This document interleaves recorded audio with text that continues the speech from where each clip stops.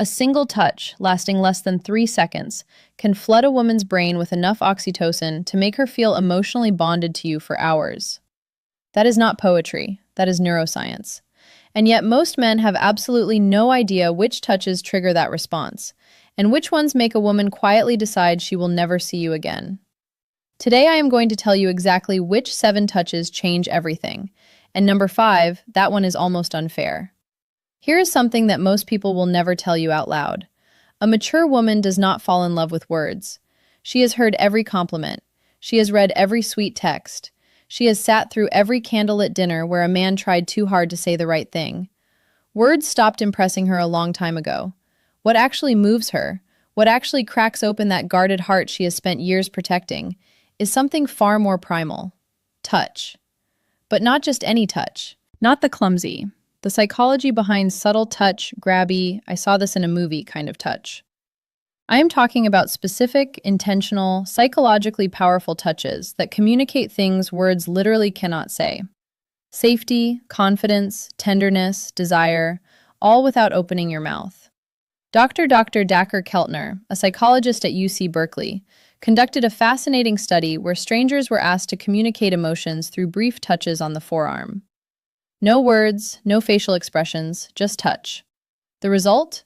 People could accurately identify emotions like gratitude, love, and sympathy through touch alone, with up to 78% accuracy. 78%. Your mouth wishes it could be that effective. So, if you have ever wondered why some men seem to effortlessly make women feel connected to them, while others try everything and still get the friend speech, this is your answer. It is not about what they say. It is about how they touch. And a mature woman, a woman who has been through enough to know exactly what she wants, responds to this on an entirely different level than someone in her 20s. Now, before I walk you through all 7 of these touches, I need to warn you about something. 2 of the touches on this list seem so simple that you will be tempted to dismiss them. Do not. Those are the ones that mature women touch. Number 1, the greeting signal, have specifically told me, make them feel things they cannot explain. And the last touch on this list, number 7, has a psychological effect so strong that relationship therapists actually prescribe it to couples on the edge of separation. I will explain why when we get there. Let us start with the first touch that quietly rewires how she feels about you. The first touch is what I call the slow lower back guide. And before you roll your eyes thinking this is just basic gentleman behavior, hear me out because the science behind this one is staggering. When you place your hand gently on the small of a woman's back, maybe while walking her through a doorway, guiding her through a crowd, or standing beside her at an event, you are activating one of the most nerve-dense areas of the human body. The lower back contains a massive cluster of nerve endings that are directly connected to the brain's emotional processing centers. A slow, confident, warm hand placed there sends a signal that bypasses logic entirely. But here's the part most men's speed and pressure matter enormously. A quick pat on the back feels like something her uncle would do at touch number 2, building comfort naturally Thanksgiving. A heavy push feels controlling, but a slow, steady, warm placement of your full palm with just enough pressure to say, I am here and I am aware of you, triggers what psychologists call a protective bonding response. Her nervous system reads it as safety. Her brain releases oxytocin, and emotionally, she starts associating your presence with calm. A mature woman especially responds to this because she has spent years being the strong one. She has handled everything herself. She has been her own protector. When a man places his hand on her lower back with quiet confidence, it is not about control. It is about communication. It says, you do not have to carry everything alone right now. And for a woman who has been carrying the weight of her world on her own shoulders, that single gesture can feel more romantic than 100 roses. I once read a comment from a woman in her late 40s who said, and I am paraphrasing, he put his hand on my back while we were walking into a restaurant, and I felt something I had not felt in 15 years. I felt chosen. That is the power of this touch when it is done correctly. The second touch is the two-handed handhold, and this one is criminally underrated. Most people hold touch number 3, creating emotional tension hands. That is not special. Teenagers hold hands at the mall. What I am talking about is different. This is when you take her hand and then bring your other hand over to cradle it. Both of your hands holding one of hers. Maybe during a conversation, maybe during a quiet moment, maybe after she has just told you something vulnerable. This touch works because of something called bilateral stimulation. When both of your hands are engaged in holding hers, it creates a symmetrical sensory input that her brain interprets as full attention and emotional presence. Therapists actually use bilateral touch techniques in EMDR therapy to help people process emotional trauma. So, when you hold her hand with both of yours, you are quite literally giving her brain a signal that says, "You are safe here. I am fully present." For a mature woman, this is devastating in the best possible way. She has probably spent years with men who were physically present, but emotionally somewhere else. Their body was at the dinner table, but their mind was on their phone, their work, their fantasy football league. When you hold her hand with both of yours and look at her while she is speaking, you are giving her something she may have stopped believing existed. Full, undivided, embodied attention. And touch number 4, reading her response honestly. The contrast alone is what makes this so powerful. She has had years of half-hearted affection. When she feels both of your hands wrapped around hers with warmth and intention, her brain practically screams, "This one is different." And once a mature woman's brain decides you're different, good luck to every other man who tries to compete with that. Now, touch number 3 is the one that catches most women completely off guard. It is the forehead touch. And no, I do not mean a forehead kiss, although we will talk about something similar later. I mean the act of gently pressing your forehead against hers. Foreheads touching, eyes closed, naturally. Breathing syncs up, the world goes quiet. This might sound overly intimate for something so simple, but the psychological weight of this gesture is enormous. Dr. Sue Johnson, the creator of emotionally focused therapy and one of the most cited relationship researchers alive, has written extensively about what she calls bonding moments. These are micro-interactions that activate the attachment system in adults, the same way a mother's touch activates it in infants. The forehead touch is one of touch number 5, confidence without force, the most potent bonding moments two adults can share. Why? Because it requires a vulnerability from both people. You cannot press your forehead against someone's from across the room. You have to be close. You have to slow down. You have to let your guard down. And for a mature woman who has built emotional walls high enough to block out most of the nonsense the world has thrown at her, this touch is a quiet knock on a door she forgot she had. It does not demand anything. It does not escalate. It just says, "I am right here with you, and nowhere else matters."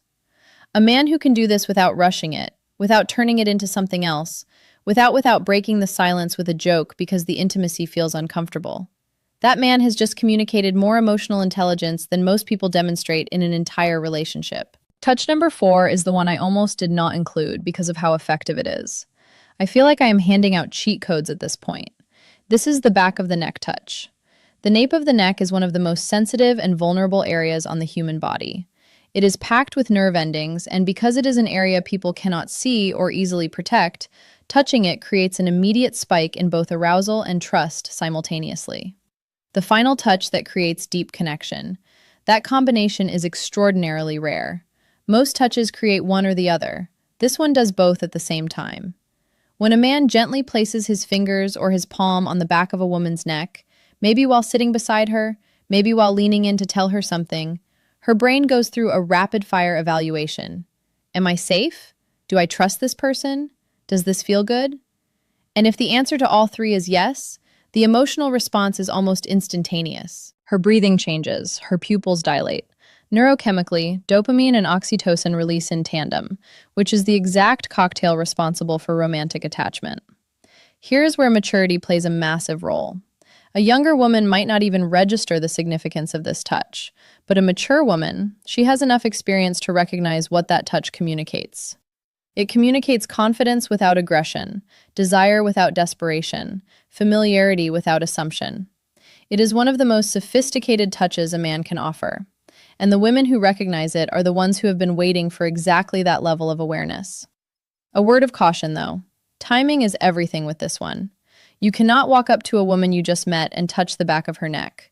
That is not romantic. That is a police report. This touch works because it comes after trust has been established. It is a progression, not a shortcut. And a mature woman knows the difference immediately. Touch number 5 is the one I told you about at the beginning, the one that is almost unfair. It is the thumb stroke. And before you wonder what that even means, let me explain. Because this is where the psychology of touch becomes genuinely fascinating. The thumb stroke happens when you are already holding her hand, or when your hand is resting on her arm, her shoulder, or her knee. And without drawing attention to it, your thumb slowly moves back and forth against her skin. Small, slow, rhythmic strokes. You do not announce it. You do not look down at your hand. You just do it while continuing whatever conversation you are in. This works because of a specific class of nerve fibers called C-tactile afferents. These nerves respond specifically to slow, gentle stroking touch, and they are directly wired to the parts of the brain that process emotional connection and social bonding. Researchers at the University of Gothenburg in Sweden found that this type of slow stroking activates the insular cortex, which is the brain region responsible for feelings of intimacy and emotional closeness. In other words, when your thumb moves slowly across her skin, you are literally activating the part of her brain that makes her feel close to you. And because it is so subtle, she may not even consciously register what you're doing, but her brain absolutely registers it. Her body absolutely responds to it. And emotionally, she starts feeling drawn to you in a way she might not even be able to articulate. This is why I said it is almost unfair. Because a mature woman who feels this, a woman who has spent years in relationships where affection was either performative or absent, will feel that small, absent-minded thumb stroke and think he does not even realize he is doing it. This is just how he is. And that thought, that belief that your tenderness is effortless rather than calculated, is what makes her fall. Not the grand gestures, not the expensive, not the gifts, the unconscious, gentle movement of your thumb while you are talking about something completely ordinary. That is what love actually feels like to a woman who has seen everything else. Touch number 6 is what I call the silent pull. This is the moment when you are sitting beside her or standing next to her, and without a word you reach over and gently pull her closer to you. Maybe your arm goes around her shoulder and draws her in. Maybe your hand finds her waist and closes the gap between you. No announcement, no come here, just movement. This touch works on a principle that attachment researchers call proximity seeking. In attachment theory, one of the primary signs of secure bonding is the instinctive desire to reduce physical distance between two people. When you pull her closer without being asked, you are mirroring what a securely attached partner does naturally. You're saying through action, the space between us was too much. I wanted you closer. For a mature woman, this is profoundly meaningful because here is what nobody tells you about women over 35 or 40. Many of them have spent years feeling like they had to earn closeness. They had to be attractive enough, agreeable enough, accommodating enough to deserve affection. They have been in relationships where physical closeness only happened when the other person wanted something. So, when a man pulls her close simply because he wants her near him, not because he is initiating something, not because he is performing for an audience, but just because the distance felt wrong, it rewrites a story she has been telling herself for years. It tells her she is wanted, not for what she offers, not for what she does, just for her presence, just for existing next to him. And if you do not think that is powerful enough to make a woman fall in love, you have never watched a confident, accomplished, self-sufficient woman melt into the side of a man who just wordlessly pulled her closer during a movie. And now touch number 7, the one I saved for last because it carries more psychological weight than everything else on this list combined. This is the long hold hug. Not a quick squeeze, not the back-patting buddy hug, not the one-arm side hug that says, I acknowledge your physical existence but would rather not commit to this.